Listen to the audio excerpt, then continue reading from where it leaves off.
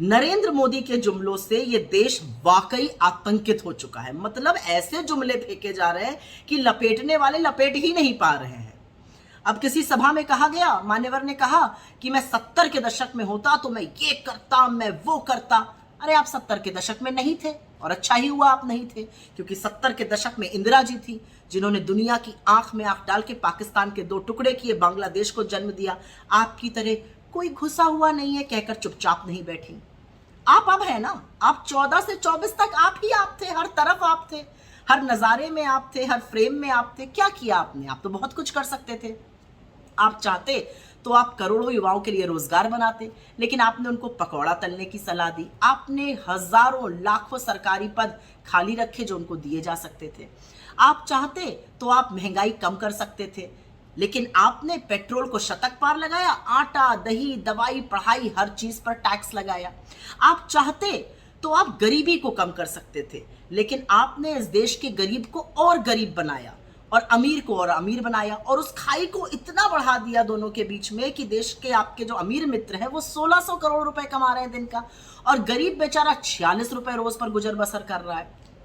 आप चाहते तो आप मजदूरों के लिए बहुत कुछ कर सकते, लेकिन आपने तो लाखों मजदूरों को चिलचिलाती धूप में पैदल चलवा दिया।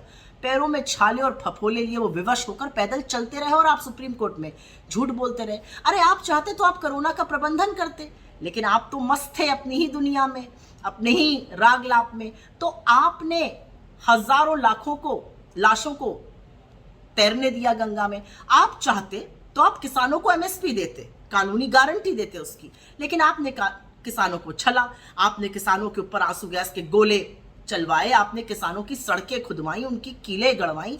आपने क्या क्या नहीं किया किसानों का। 700 किसानों की शहादत हो गई, आप देखते रह गए। आप चाहते तो आप महिलाओं के लिए इस देश को और सुरक्षित कर सकते थे, लेकिन आपकी नाक के नीचे महिलाओं के खिलाफ अपराध होता रहा, और आप अपराधी और दोषी के साथ खड़े रहे, उन्हीं को संरक्षण देते रहे।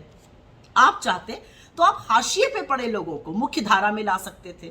हम गिनती करते रहे, आपने हमारी एक ना सुनी। तो आप बहुत कुछ कर सकते थे, लेकिन करी है आपने जुमलों की बौछार, और करा है आपने बहुत लोगों को बरगलाने का काम। असलियत यह है कि 10 साल झुंझुना बजाया है आपने, लेकिन घबराइए नहीं, रिटायरमेंट का टाइम आ गया है। इंडिया की सरकार बनने वाली है। इंडिया की सरकार बनते ही 30 लाख सरकारी जो पद रिक्त पड़े उनको भरेगी, 1 लाख का स्टाइपेंड देगी 1 साल का। महिलाओं के खाते में खटाखट 1 लाख रुपए आने वाला है। किसानों को फटाफट एमएसपी की कानूनी गारंटी मिलेगी, उनका कर्जा माफ होगा, जीएसटी से उनकी खेती मुक्त होगी। हम मनरेगा का मानदेय बढ़ाने वाले हैं, 400 रुपए प्रतिदिन का करने वाले हैं, और हम गिनती करा कर रहेंगे, और गिनती कराएंगे। हाशिए पे पड़े दलितों, वंचितों, आदिवासियों, गरीब सामान्य वर्ग को मुख्य धारा में लाएंगे, जो आप नहीं कर पाए। लेकिन कभी कभी सोचती हूँ आपने ऐसा क्यों नहीं किया। आपके पास तो प्रचंड बहुमत था, आप चाहते तो आप बहुत कुछ कर सकते थे, लेकिन अब समझ में आया आप तो बायोलॉजिकल ही नहीं है।